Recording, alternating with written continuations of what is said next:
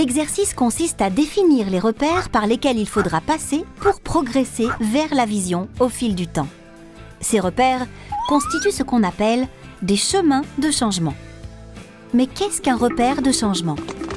Dans le cadre de cet exercice, c'est un progrès, une situation nouvelle qui nous rapprochera de notre vision. Par exemple, si aujourd'hui les associations de notre secteur sont désunies, alors un premier repère de changement vers davantage d'union pourra être « Les associations ont appris à se connaître mutuellement ». On est là sur des changements souhaités, donc positifs, même si l'avenir apportera peut-être aussi des changements négatifs. Un changement est donc bien différent d'une activité, comme nous l'explique Charles. Il faut qu'on puisse caractériser un peu le changement pour qu'on ne pense pas que c'est juste le résultat d'activité qu'on doit prendre comme le changement. Ou bien juste l'indicateur d'activité qu'on doit récupérer ici comme changement. Sur le coup, c'est vraiment difficile intellectuellement, ça nous demande de nous décentrer, de se dire mais non, c'est pas juste un travail de reformulation, c'est juste se dire attention, on doit décrire des états.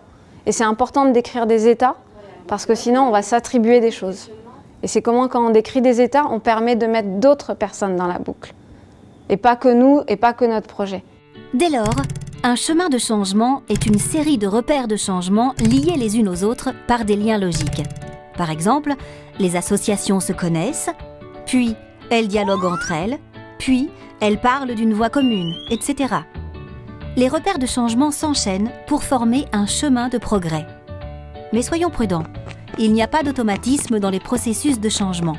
Atteindre un repère ne garantit pas de passer mécaniquement au suivant. Il peut même y avoir des retours en arrière. Enfin, il n'y a pas de voie unique vers le changement.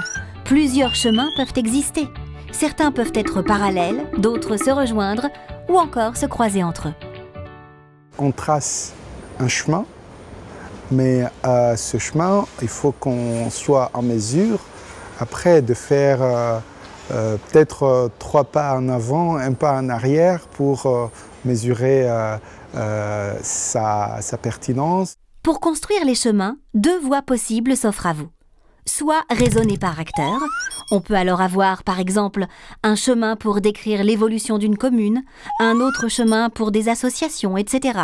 Soit raisonner par défi thématique. On peut alors avoir par exemple un chemin sur la capacité d'un réseau à sensibiliser des citoyens, un autre chemin sur sa capacité à faire du plaidoyer, etc.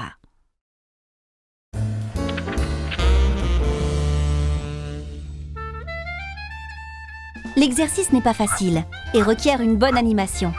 Pour ce faire, vous pouvez par exemple tracer une flèche chronologique et demander aux participants de positionner approximativement les repères de changement le long de cette flèche. Certaines, envisageables à court terme, seront placées au début, d'autres plus loin, car elles devraient demander plus de temps. D'autres, enfin, ne viendront que plus tard. Une autre façon de faire serait de classer les repères de changement des plus simples aux plus complexes, sans préjuger du moment de leur atteinte.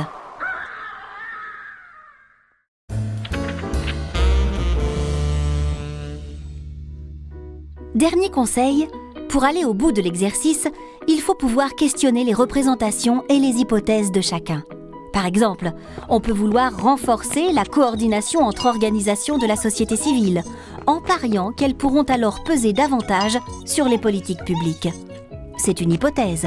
Il faut en interroger les présupposés et les implications ultérieures.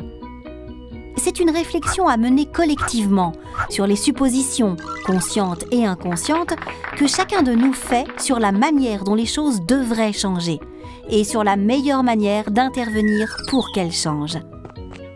Plus on met en lumière ces hypothèses, plus on peut construire une vision solide, car on s'accorde sur les valeurs et le sens de ce qu'on cherche à faire ensemble. Et cela peut aussi éviter des quiproquos ou malentendus interculturels, source potentielle de difficultés futures. Construire les chemins de changement, c'est un exercice intellectuel, c'est vraiment un exercice de déconstruction par rapport à tout ce qu'on sait faire, tout ce qu'on nous a appris à faire. Quand il a fallu construire les chemins de changement, on s'est rendu compte qu'il y avait une vraie dimension interculturelle qui apparaissait. même par rapport à l'approche de qu'est-ce qu'on entend par éducation, ce qui est quand même le cœur du projet. Et ce mot-là, en fait, on ne mettait pas forcément le même sens derrière, la même vision, en fait. Et du coup, ça a créé des débats très riches. Chacun travaillait sur un chemin. Et le lendemain, on s'est laissé le temps de la nuit, de la soirée. Et le lendemain, on a inversé. Et en fait, moi, j'avais un questionnement sur le fait d'inverser parce que je me suis dit, ils n'ont pas suivi notre logique. Comment ils vont analyser ça?